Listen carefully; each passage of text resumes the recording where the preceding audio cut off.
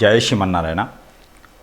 నేను మీ icon astrologer Gattupalli Suresh Babu. అయితే మనకి ఈ రోజున ఏదైతే ఈ యొక్క కొత్త సంవత్సరం ఉగాది నుంచి మరి 2027 జై శ్రీమన్నారాయణ. అయితే మనకి ఇప్పుడు ఏదైతే 2025 29 మార్చి ఉగాది నాటి నుంచి మనకి ఆంగ్ల భాషలో పంచాంగ శ్రావణం ఎలా అయితే ఉంటుందో ఆంగ్లంలో మనకి ఉగాది నుంచి ఉగాది వరకు సంవత్సరాదిగా ఈ సంవత్సరం మొత్తం కూడా ఎలా ఉంటుంది, ఏ రాశికి ఎలాంటి పరిహారాలు ఉంటాయి, ఏ రాశిలో ఏ గ్రహం నడుస్తుంది, దానివల్ల శుభ అశుభ ఫలితాలు ఎలా ఉంటాయి, అలానే మనకి ఈ సంవత్సరం మొత్తం కూడా ఏదైతే మార్చి 29వ తారీఖు 2025 సంవత్సరంలో ఉగాది రావడం జరుగుతుంది కాబట్టి ఆ రోజు నుంచి రానున్నటువంటి 2026 ఉగాది వరకు కూడా అంటే 27. అయితే మనకి ఇప్పుడు రానున్నటువంటి సంవత్సరం పేరు విశ్వవాసునామ సంవత్సరం. ఈ విశ్వవాసునామ సంవత్సరంలో ఎవరెవరికి ఈ ఒక 12 రాసుల వారికి ఎలా ఉండబోతుంది, ఈ పరిష్కారం మార్గం చూపించేటువంటిది ఈ కార్యక్రమంలో మనకి ఈ యొక్క జాతక పరంగా నక్షత్రాల పరంగా అలానే ఏ రాశిలో ఏ గ్రహం ఉంటుంది, అలానే మనకి ఉగాది నుంచి యుగాది వరకు అంటే 2025 సంవత్సరం ఉగాది నుంచి 2026 సంవత్సరం ఉగాది వరకు కూడా మన రాశిలో ఏ గ్రహం ఉండడం వల్ల ఎలాంటి పరిహారాలు తీసుకోవచ్చు, ఎలాంటి పరిష్కారం మార్గం అనమాట. అంటే పరిహారం మనం తీసుకోవడం ద్వారా ఆ పరిహారం మనం చేయడం ద్వారా మళ్ళీ రానున్నటువంటి సంవత్సరం ఉగాది వరకు కూడా మనం ఎలా ఉండబోతున్నాము, మనం చేసేటువంటి కార్యక్రమాలు అవ్వచ్చు, మనం చేసేటువంటి క్రియలు, అలానే మనం చేసేటువంటి ఏవైతే దానాలు ధర్మాలు ఉంటాయో వీటి ద్వారానే మనకున్నటువంటి అననుకూలతని కూడా అనుకూలతగా మార్చుకునేందుకు అవకాశం కూడా ఉంటుంది. కాబట్టి ప్రతి రాశి వారు కూడా బాగుండేందుకు అనుకుంటా ఉన్నాం. ప్రతి రాశి వారు కూడా ఈ పంచాంగ శ్రవణంలో నుంచి తీసినటువంటి ఏవైతే మాటలు ఉన్నాయో ఆ మాటలు మనం ఈరోజు చూసినట్లయితే కనుక ఈ యొక్క విశ్వవాసునామ సంవత్సరం ఏదైతే ఉందో ఈ విశ్వవాసునామ సంవత్సరంలో ఈ యొక్క 12 రాసుల వారికి అందరికీ కూడా శుభ అశుభ ఫలితాలు ప్రతిఫలితాలు ఒకసారి మనం చూసినట్లయితే కనుక ముందుగా మనకి మనకి ఈ విశ్వవాసునామ సంవత్సరం ఏదైతే ఉందో ఇది ఈ 12 రాసుల వారికి అందరికీ కూడా శుభ ఫలితాలు ఇచ్చేలాగా ఉంటుంది. కాబట్టి మనము ముందుగా అసలు ఈ విశ్వనామ సంవత్సరంలో మనం ఎలా ఉండబోతున్నాం అనేది ఒక చిన్న మాటలు అయితే కనుక చూసినట్లయితే కనుక ఏదైతే మనకి ఈ మార్చి 29వ తారీఖు షష్టగ్రహ కూటమిలోనే వస్తుంది మనకి యుగాది. ఈ యుగాది కాలంలో మనకి షష్టగ్రహ కూటమి రావటం వలన కొంతమేర పంచాంగం చూసినట్లయితే కనుక ఏదైతే యుగాది నుంచి మనము అనుకునేటువంటి తెలుగు ఆంగ్ల భాషలో వచ్చేటువంటి పంచాంగం ఏదైతే ఉందో, తెలుగు భాషలో వచ్చేటువంటి పంచాంగం ఏదైతే ఉందో మన తెలుగు రాష్ట్రాల్లో కూడా యుగాది నుంచే మనకి సంవత్సరాలు జరుపుకుంటాం. కాబట్టి ఈ తెలుగు రాష్ట్రాలన్నింటిలో కాకుండా దేశంలోనే కూడా తెలుగు రాష్ట్రాలకు సంబంధించి తెలుగు పంచాంగాలకు సంబంధించి బాగుంటుంది. కాబట్టి ఈ నక్షత్రాలకి మండలిలో కూడా తెలుగు సంబంధించిన మొత్తం ఉంటుంది. కాబట్టి పంచాంగ శ్రవణం అనేది మనం చదవడం జరుగుతూ ఉంటుంది. కాబట్టి ఈ యొక్క యుగాది నుంచి ఈ యొక్క రాశుల వారికి కాకుండా మొత్తము ప్రపంచానికి ఎలా ఉండబోతుంది అనేది ఒక 2 మాటలు చెప్పుకుందాం. అయితే మనకి ఈ పంచాంగ శ్రావణమే కాకుండా మనకి గ్రహాల నుంచి వచ్చేటువంటి అనుకూలత, ఈ గ్రహాలు ఏ స్థానంలో ఏ రాశిలో ఏ గ్రహం ఉండడం వల్ల మనకి అనుకూలత, దేశానికి అనుకూలత, రాష్ట్రానికి అనుకూలతగా ఉందంటే మనకి చూసినట్లయితే కనుక ఈ యొక్క మిథున రాశిలో ఏదైతే మనకి ఉన్నదో ఈ మిథున రాశిలో ఉన్నటువంటి శుక్రుడు కావచ్చు, అలానే మిథున రాశిలో ఉన్నటువంటి కుజుడు కావచ్చు, అలానే మనకి ఈ మీనరాశిలో షష్టగ్రహ కూటమి ఏదైతే ఉందో ఈ మీనరాశిలో షష్టగ్రహ కూటమి రావడం వల్ల ఆ రోజే ఉగాది రావటం, ఆ షష్టగ్రహ కూటమి రోజున రవి అక్కడే ఉన్నారు, బుధుడు అక్కడే ఉన్నారు, రాహు అక్కడే ఉన్నారు, అలానే మనకి చంద్రుడు కూడా అక్కడే ఉండడం జరుగుతూ ఉంది. కాబట్టి ఈ షష్టగ్రహ కూటమి రోజున ఉగాది జరుపుకోవటం, అదే రోజు నుంచి మనకి ఈ మాసాలన్నీ కూడా మొదలవటం, శ్రావణ మాసం అట్లా భాద్రపద మాసం, ఆశ్వీజ మాసం, కార్తీక మాసం ఇలాగనే మనకి మాసాలు కూడా మొదలవుతూ ఉంటాయి. కాబట్టి ఈ యొక్క మాసాల్లో ఏవే చేస్తే కూడా 12 రాసుల వారికి బాగుంటుందని కూడా మనం చూసినట్లయితే కనుక, అలానే మనం దేశ పరిస్థితి చూసుకున్నట్లయితే కనుక ఇది మనకి మిథున రాశి కాకుండా మనకి అన్ని రాసుల వారికి కూడా మేషరాశి నుంచి మీనరాశి వరకు కూడా అన్ని రాసుల వారికి కూడా మనం చూడొచ్చు. ఎలాంటి ప్రెడిక్షన్ జరుగుతుంది చూడొచ్చు.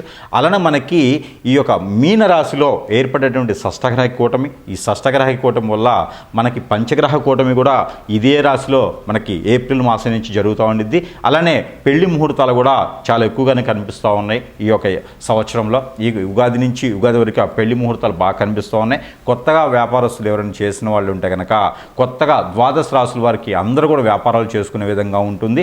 ఈ మధ్యన ఇంకోటి ఏంటంటే ఈ యొక్క యుగాది తర్వాత 2025 సంవత్సరం ఉగాది తర్వాత 2026 సంవత్సరం వచ్చేటువంటి ఉగాది వరకు కూడా కొన్ని రకాల విపత్తులు అయితే మనము చూడవచ్చు. ఎలాంటి విపత్తులు అంటే ఎక్కువ నీటికి సంబంధించినటువంటి విపత్తులు ఎక్కువ కనిపిస్తూ ఉన్నాయి. ఏదైతే వైరస్లు ఉన్నాయో ఈ వైరసెస్ కూడా కొంతమేర ఎక్కువగానే కనిపిస్తూ ఉన్నాయి. అలానే మనకి తెలియనటువంటి నీటి ప్రవాహం దగ్గర ఎక్కువ వెళ్లకుండా ఉంటే మంచిది. అలానే ప్రయాణాల్లో కూడా చాలా గందరగోళాలు, అనుకూలత లేనటువంటి తత్వం కనిపిస్తూ ఉంది. ఇంకోటి ఏంటంటే ఎదుటి వ్యక్తిని నమ్మలేనిటువంటి పరిస్థితికి వచ్చేలా ఉంటుంది. కాబట్టి ద్వాదశ రాశుల వారే కాకుండా ప్రతి ఒక్కరు కూడా నామనక్షత్రం, అలానే నక్షత్రం పరంగా ఉన్నటువంటి నామనక్షత్రమే కాకుండా వాళ్ళ ఒక గోచార ప్రకారం కూడా ప్రతి ఒక్కరూ ఎవరిని నమ్మకుండా వారి పని వారు చేసుకునే విధంగా ఉంటే చాలా బాగుంటుంది. ఎందుకంటే అన్నీ కూడా క్రైమ్ రేట్ పెరిగేలా ఉంది కాబట్టి ఈ సంవత్సరం. అలానే వస్తువు రేట్లు, బంగారం రేటే కాకుండా క్రైమ్ రేట్ కూడా పెరిగేలా ఉంది. కాబట్టి ఖచ్చితంగా ఎవరి వస్తువులు వాళ్లే జాగ్రత్తగా ఉండాలి. కాబట్టి అలానే మనం కూడా జాగ్రత్తగా ఉండడం వల్ల ఎదుటి వాళ్ళ చేతిలో మనకు సంబంధించినటువంటి సీక్రెట్స్ ఏమి పెట్టకుండా అలానే మీకు మీరుగా జాగ్రత్తగా ఉంటే ఈ అందరూ కూడా ఈ మనకి ఏదైతే ఉగాది నుంచి ఉగాది వరకు ఉందో ఈ ఒక ఏదైతే విశ్వవాసు నామ సంవత్సరం ఏదైతే ఉందో ఇదంతా కూడా విశ్వవాసు నామ సంవత్సరం అంటే దీనికి అర్థం ఏంటంటే విశ్వనామ సంవత్సరం. ఏదైతే విశ్వవాసు నామ సంవత్సరం ఏదైతే ఉందో విశ్వవాసు నామ సంవత్సరం అంటే దీనికి అర్థం ఏంటంటే విశ్వవాసు అంటే విశ్వం అంతా కూడా మనమే జయించేలాగా, విశ్వం అంతా కూడా మన కంట్రోల్లో ఉండేలాగా, విశ్వం అంతా కూడా మనమే జయిస్తున్నామా మనమే చేస్తున్నామా అనేలాగా ఉంటుందని అందరూ అనుకుంటారు. అలా కాదు. విశ్వవాసునామ సంవత్సరం అంటే మనం వినేది, మనం చేసేది, మనం చూసేది ప్రతిదీ నిజం అని తెలియచేయడం కాదు, అబద్ధమే అవుతుంది. ఇదే విశ్వవాసునామ సంవత్సరానికి ప్రత్యేకత. కాబట్టి దీనికి తగ్గట్టుగా మనమే అంటే మన కంట్లో మనమే పొడుచుకుంటాం. అలాంటి పరిస్థితులు ఏర్పడతాయి ఈ సంవత్సరం మొత్తం కూడా. అందుకని చెప్పి ఎదుటి వ్యక్తిని నమ్మకుండా ఉండడం ద్వారా మనమే కొంతమేర వనరులు సృష్టించుకోవడం అవుతుంది. కాబట్టి ప్రతి ఒక్కరు కూడా బిజినెస్ వ్యాపారం మీదకి దిగేటువంటి ఆస్కారం ఉంది. కొంతమంది ఎవరైతే ఐటీ కంపెనీలో చేస్తున్నారో వాళ్ళు కూడా బిజినెస్ మీద దిగడం ఎక్కువ కనిపిస్తూ ఉంది. నీటికి సంబంధించినటువంటి బిజినెస్లు బాగా నడుస్తాయి. దానికి సంబంధించినటువంటి ఏవైతే ఉంటాయో నీరు, పాలుకు సంబంధించినటువంటి బిజినెస్లు ఈ సంవత్సరం చాలా రాణించేలా ఉన్నాయి. కాబట్టి అలాంటి వ్యాపారాలు చేసుకోవచ్చు. అయితే మనకి ఇప్పుడు మొదటిగా ద్వాదశ రాశుల వారికి ఎలా ఉంటుందనేది ఒక్కసారి మనం యుగాది నుంచి యుగాది 2025-29 మార్చి నుంచి నెక్స్ట్ వచ్చే సంవత్సరం 2026 ఉగాది వరకు కూడా ఈ యొక్క ప్రెడిక్షన్స్ ఎలా ఉంటాయి, పరిహారాలు ఏంటి, ద్వాదశ రాశుల వారు మోసపోకుండా ఎలా ఉండాలి, జాగ్రత్తలు ఏంటి అనేది వాళ్ళ ఒక పనులు అవ్వాలంటే ఏ గ్రహము ఏ స్థానంలో ఉంది ఇవన్నీ కూడా ఒకసారి మనము చూసినట్లయితే కనుక అయితే మనకి ఈ విశ్వవాసునామ సంవత్సరంలో కనుక మకర రాశిని చూసినట్లయితే కనుక ఆదాయం 8, వ్యాయం 14, రాజ్యపూజ్యం 4, అలానే అవమానం 5. ఇవన్నీ కూడా మనకేంటంటే పంచాంగ శ్రావణ ప్రకారంగా తీసుకున్నటువంటి ఈ నెంబర్స్. ఇవి ఎందుకు అంటే మనకి ఏ విధంగా ఉండాలి, ఏ విధంగా పరిగణించాలి, ఏ విధంగా ఆదాయాలు వస్తున్నాయి చూసుకున్నట్టయితే కనుక ఆ విధంగా మనం రాణించగలుగుతామనే ఒక చిన్న సంకల్పంతో మనము ఈ నెంబర్ చేయడం జరుగుతూ ఉంది. అయితే మీరు దీనికోసం మీరేమి ఆలోచించాల్సిన అవసరం లేదు, భంగపడాల్సిన పని అంతకన్నా లేదు. మీ పని మీరు చేసుకుంటూ ఉంటే ఖచ్చితంగా రాణించేదానికి ఆస్కారం ఎక్కువ ఉంటుంది. కాబట్టి మీరేం భయపడాల్సిన పని లేదు. అయితే మనకి ఈ మకర రాశిని కనుక మనం చూసుకున్నట్లయితే కనుక ఈ మనకి ఏదైతే యుగాది ఉందో యుగాది మార్చి 29వ తారీఖున మనకు రావడం జరుగుతుంది 2025 సంవత్సరం. అయితే మనకి ఏప్రిల్, మే, జూన్ ఈ 3 మాసాల్లో కనుక మీరు జాబులో వెసులుబాటు, గ్రహాల నుంచి ఏదైనా అశుభ దృష్టి ఉంటే శుభ దృష్టిగా మలుచుకునేందుకు చాలా ఎక్కువ ఆస్కారం కనిపిస్తుంది. కాబట్టి పెళ్ళిళ్ళు కానటువంటి స్త్రీ పురుషులు ఎవరైనా ఉంటే కనుక వాళ్ళు ఖచ్చితంగా ఏదైనా కన్య పస్పత్ర హోమం అని ఉంటుంది. ఈ హోమం కనుక చేయించినట్టయితే కనుక మకర రాశి వారు ప్రత్యేకంగా ఈ హోమం చేయించుకున్నట్టు ఉంటే కనుక వీళ్ళకి ఎప్పటి నుంచో ఉన్నటువంటి దోషాలు, ఎప్పటి నుంచో ఉన్నటువంటి పూర్వీకుల శాపం, నరఘోష, నరదిష్టి, అలానే కాలసర్పదోషం, నాగదోషం ఇలాంటి అన్నీ కూడా తొలగిపోయేసి పెళ్ళిళ్ళు అవుతాయి, ఆర్థికంగా నిలబడతారని కూడా చెప్పడం జరుగుతూ ఉంది. అయితే మనకి జూలై, ఆగస్ట్, సెప్టెంబర్, అక్టోబర్ ఏదైతే ఈ 4 మాసాలు ఉన్నాయో ఈ 4 మాసాల్లో పెళ్ళిళ్ళు చేసుకోవడం, పెళ్ళిళ్ళతో పాటు కోర్టు వ్యవహారాలు ఏమైనా ఉంటే కూడా వాటి నుంచి మీరు లాభం పొందేలా ఉంటుంది. ఇలానే కోర్టులో కనుక మీరు విడాకుల కేసులు ఏమైనా ఉంటే మీకైతే మాత్రం ఖచ్చితంగా విడాకులు అయితే వస్తాయి. కాబట్టి ఆ విడాకుల కేసు వరకు వెళ్లకుండా పరిష్కారం చేసుకునేలాగా చేసుకోండి. మీరు ఖచ్చితంగా భార్యాభర్తల మధ్యన ఎడబాటు ఉంటే కనుక ఇంట్లోనే మాట్లాడుకొని సరిదిద్దుకునే ప్రయత్నం చేసుకుంటే చాలా మంచిది. కోర్టు వరకు వెళ్ళేసి మీ మధ్యన మూడో వ్యక్తి చేరాడు అంటే మాత్రం ఖచ్చితంగా మీకు ఇబ్బంది అయ్యేటువంటి ఆస్కారం కనిపిస్తూ ఉంది. దానివలన మీకు పిల్లలు ఉంటే పిల్లలు కూడా మీకు ఇబ్బంది కలిగేలా ఉంటారు. కాబట్టి ఆ ప్రయత్నాలు చేయకండి, కొంచెం జాగ్రత్తగా ఉంటే మరీ మంచిది. అలానే మీకు నవంబర్, డిసెంబర్ ఈ 2 మాసాల్లో కనుక మీరు విదేశానికి ప్రయత్నం కానివ్వండి, ఏదైనా టూరిజం సంబంధించినటువంటి బిజినెసెస్ కానివ్వండి చేస్తే చాలా మంచిది. ట్రావెల్కి సంబంధించిన బిజినెస్లు అన్నీ అనుకూలంగా ఉంటాయి కాబట్టి ఆ మేర ప్రయత్నం చేయండి. జనవరి, ఫిబ్రవరి, మార్చి ఏదైతే 2026 సంవత్సరం మళ్ళీ వచ్చేటువంటి యుగాది వరకు కూడా మీకు ఈ పరిహారాలు పనిచేస్తాయి. కాబట్టి మాస పరిహారాలు ఏవైతే ఉన్నాయో ఇవన్నీ కూడా ఈ యొక్క మకర రాశి వారు అందరూ కూడా చేసుకుంటే మరీ మంచిది. ఈ ఒక జనవరి, ఫిబ్రవరి, మార్చి 2026 సంవత్సరం కనుక మీరు అందరూ కూడా పంట పొలాలు వేసుకోవటం, పువ్వుల తోటలు వేసుకోవటం, ఆకుకూరల తోటలు వేసుకుంటే చాలా అనుకూలంగా ఉంటుంది. కాబట్టి ఎవరైనా ఉంటే మకర రాశి వారు రైతుగా మారండి. రైతుగా మారి ఆ పంటలు పండించుకున్నటువంటి ఆదాయం ఏదైతే ఉందో వాటి వల్లనే 10 మంది జీవితాలకి నిలబెట్టేలా ఉంటుంది. కాబట్టి ఆ మేర మీరు అందరూ కూడా ఫార్మా సిటికల్ కానివ్వండి లేదా ఫార్మా ఇండస్ట్రీకి కానివ్వండి వెళ్తే కూడా మీకు అన్ని రకాల ఫార్మాకి బాగుంటుంది. కాబట్టి అలా మెడిసిన్ సంబంధించిన వాటికి కూడా వెళ్ళేదానికి ప్రయత్నం చేయండి. చిన్నపాటి ప్రయోగాలు, చిన్నపాటి పరిహారాలు చేసుకొని అందరూ అదృష్టవంతులు అవ్వాలని కోరుకుంటా ఉన్నాను. అయితే మనకి ఈ పరిహారం చేసుకున్నట్టయితే ప్రత్యేకంగా ఈ రాశి వారు కనుక పరిహారం చేసుకున్నట్లయితే కనుక మనకి ఏదైతే 2025 సంవత్సరం మార్చి 29 నుంచి మొదలయ్యేటువంటి యుగాది నుంచి 2026 సంవత్సరం వరకు యుగాది ఏదైతే ఉందో యుగాది వరకు కూడా ఈ యొక్క పరిహారం ప్రతి మాసం కనుక మనం చేసుకున్నట్లయితే కనుక మీకు అష్టైశ్వర్య ప్రాప్తి కలిగేదానికి అదృష్టం అవుతుంది. కాబట్టి ఈ యొక్క చిన్న పరిహారం చేసుకుంటే సరిపోతుంది. ప్రతి మాసం కూడా ఈ పరిహారం మీరు చేసుకోవచ్చు. అలానే మనకి కుజుదోషంతో పాటు నరఘోష, నరదిష్టి, అలానే శత్రుబాధ, శత్రుపీడ ఏవైతే ఉన్నాయో ఇవన్నీ కూడా తొలగిపోయేదానికి మనకి ఇంకోటి నాగదోషం, కాలసర్పదోషం ఈ రాశి వారికి చాలా ఎక్కువ కనిపిస్తున్నాయి. కాబట్టి ఈ రాశిలో పెళ్ళిళ్ళు అవ్వాలనుకున్న వాళ్ళు కూడా ఈ యొక్క చిన్న పరిహారం చేసుకున్నట్టయితే కనుక మీకు అన్ని రకాల బాగుంటుంది. కాబట్టి ఈ యొక్క పరిహారం ఏంటంటే మీకు సజ్జలు, జొన్నలు, ఏవైతే రాగులు ఉన్నాయో ఈ 3 రకాలు తీసుకొని పౌడర్ వేసుకొని ఈ 3 రకాలతో రొట్టె చేయించి ఇప్పుడు మనకి మార్కెట్లో దొరికే మల్టీగ్రెయిన్ పౌడర్ అని దొరుకుతుంది.